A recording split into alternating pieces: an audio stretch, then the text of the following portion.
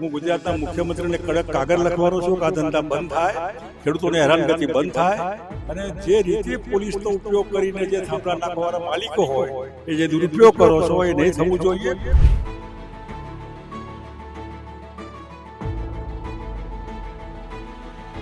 ખેડૂતો જવાબદાર છે.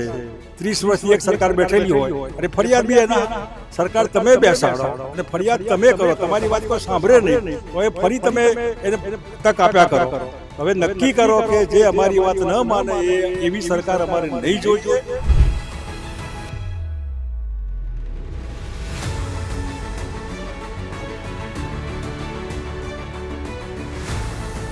ગાય કાપવા વાળા, કતલખાના વાળા કસાઈઓ પાસેથી 500-700 કરોડ રૂપિયા વ્હાઇટ ડોનેશન બીજેપીએ લીધેલું છે.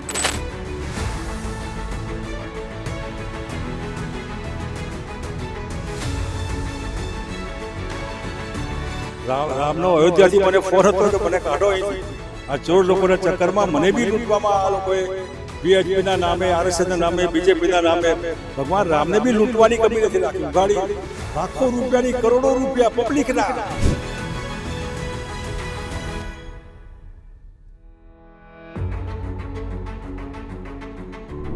સુરેન્દ્રનગરના કોંઢની અંદર જ્યારથી વીજ લાઈનનો મુદ્દો ચર્ચાનો વિષય બન્યો છે ત્યારથી લઈને અત્યાર સુધી કોંઢના જે ખેડૂતો છે એ વિવિધ રીતે એમનો જે વીજ લાઈનને લઈને વિરોધ છે એનું પ્રદર્શન કરી રહ્યા છે, વિરોધ વારંવાર નોંધાવી રહ્યા છે. હાઈવે ચક્કાજામથી માંડીને ઉપવાસ આંદોલનની સાથે એમણે મુખ્યમંત્રીને રૂબરૂ રજૂઆત કરવા સુધીની પણ જે પ્રયાસો છે એ કરી લીધા છે, પરંતુ એમનો જે પ્રશ્ન છે એ હજુ પણ અસ્પષ્ટ જ રહ્યો છે. ગઈકાલની કેબિનેટ બેઠકની અંદર એવી ચર્ચા તો કરવામાં આવી છે ને એવો નિર્ણય તો લેવામાં આવ્યો છે કે આગામી સમયની અંદર વીજ પોલનો જે પ્રશ્ન છે એને લઈને ખેડૂત આગેવાનો સાથે ચર્ચા કરવામાં આવશે અને ચર્ચાના અંતે જે બહાર આવે છે એને લઈને મુખ્યમંત્રીને રજૂઆત કરવામાં આવશે અને ત્યારબાદ મુખ્યમંત્રી આ વિષયને લઈને અંતિમ નિર્ણય લેશે. પરંતુ કોંઢ ગામના જે ખેડૂતો છે એ વારંવાર આ બાબતને લઈને પ્રશ્નો ઉઠાવી રહ્યા છે, પ્રતિકાત્મક વિરોધ પ્રદર્શનો કરી રહ્યા છે, આંદોલનો કરી રહ્યા છે, અને આ બધાની વચ્ચે ગઈકાલે ગુજરાતના પૂર્વ મુખ્યમંત્રી શંકરસિંહ વાઘેલા કોંઢ ગામના ખેડૂતોની મુલાકાતે પહોંચ્યા હતા. અહીંયા પહોંચીને શંકરસિંહે ભારતીય જનતા પાર્ટી ઉપર ઘણા બધા પ્રહારો કર્યા છે. શું છે સમગ્ર વિગત તેના વિશે જાણીએ આ અહેવાલમાં. જય હિન્દ, BSI ટીવી ન્યૂઝ પર આપની સાથે હું છું નિધિ ગઢવી. ખેડૂતો એમની પોતાની માલિકીની જમીન છે અને જમીનની અંદર જે ખાનગી કંપની દ્વારા જે વીજ પોલ નાખવામાં આવી રહ્યા છે એ વીજ પોલનું એમને યોગ્ય વળતર મળવું જોઈએ. બસ આટલી જ માંગણી સાથે છેલ્લા કેટલાય દિવસોથી, એમ તો કહી શકાય કે કેટલાય મહિનાઓથી આ વાતને લઈને સંઘર્ષ કરી રહ્યા છે. જમીન એમની પોતાની માલિકીની છે, છતાં વળતર જે છે એ ત્રાહિત પક્ષ આવીને નક્કી કરે છે, અને આ જ બાબત છે એ ખેડૂતો માટે અસ્વીકાર્ય છે. એમનું કહેવું છે કે આ ધરતી અમારી પોતાની છે, આ અન્ય કોઈની ધરતી નથી, એટલે એનું કેટલું વળતર મળવું જોઈએ એ અમે નક્કી કરીશું. ખેડૂતો પોતે આ વળતરની માંગણીને લઈને વારંવાર સરકારને રજૂઆતો કરી રહ્યા છે.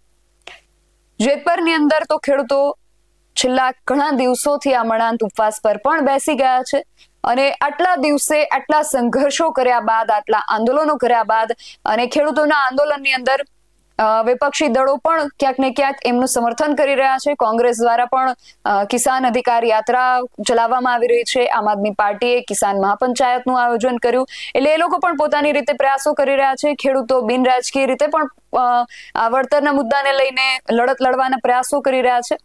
અને આ બધાની વચ્ચે ગઈકાલે આપણે જોયું કે કેબિનેટની અંદર બધા જે મંત્રીઓ હતા, બધા જ મંત્રીઓએ એક સુરે મુખ્યમંત્રીની આગળ એ જ રજૂઆત કરી કે ખેડૂતોને આ વીજ પોલના બદલામાં જે વળતર મળી રહ્યું છે એ ઓછું છે ને હજુ વધુ વળતર ખેડૂતોને મળવું જોઈએ.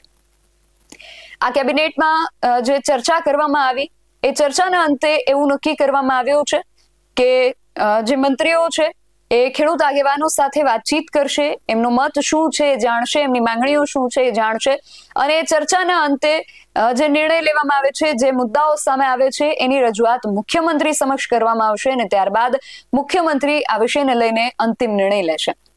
પરંતુ આ બધાની વચ્ચે ખાસ કરીને ગુજરાતની અંદર જ્યાં આ પ્રશ્નને લઈને લડાઈઓ લડવામાં આવી રહી છે એમાં એ સુરેન્દ્રનગરનું કોંઢ હોય કે પછી મોરબીનું જેતપર હોય, આ બધા આ જે લડાઈ આખી ચાલી રહી છે એના કેન્દ્રમાં આ બધા ગામો રહ્યા છે.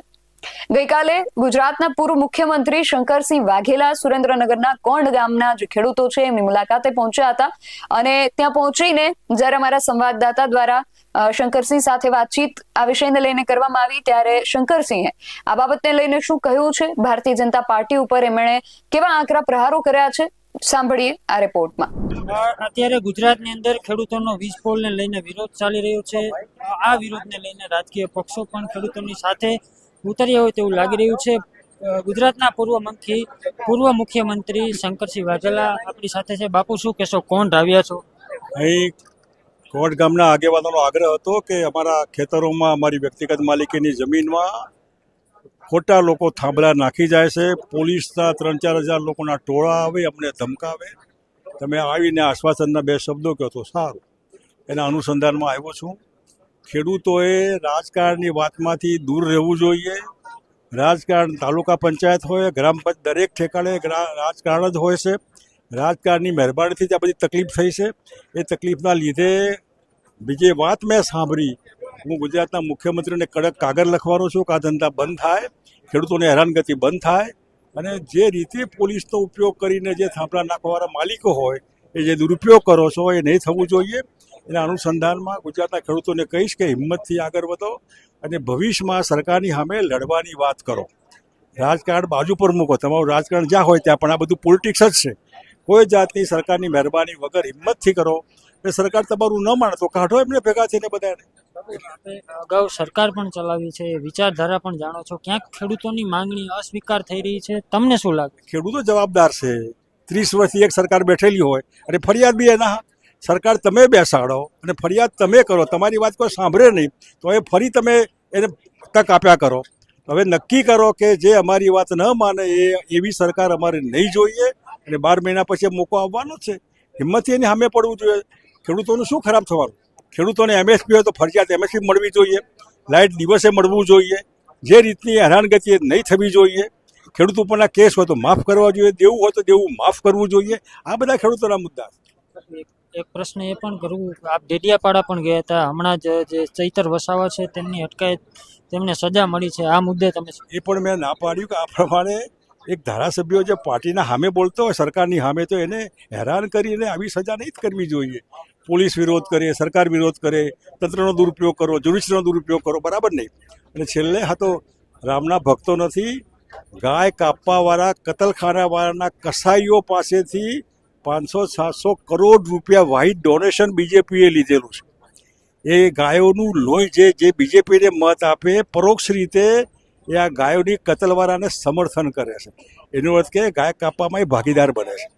અને જે રામના આશકો, જય શ્રી રામ, તો રામનો અયોધ્યાથી મને ફોન હતો કે મને કાઢો અહીંથી. આ ચોર લોકોના ચક્કરમાં મને બી લૂંટવામાં આ લોકોએ વીએચપીના નામે, આરએસએસના નામે, બીજેપીના નામે ભગવાન રામને બી લૂંટવાની કમી નથી રાખી. ઉગાડી લાખો રૂપિયાની, કરોડો રૂપિયા પબ્લિકના.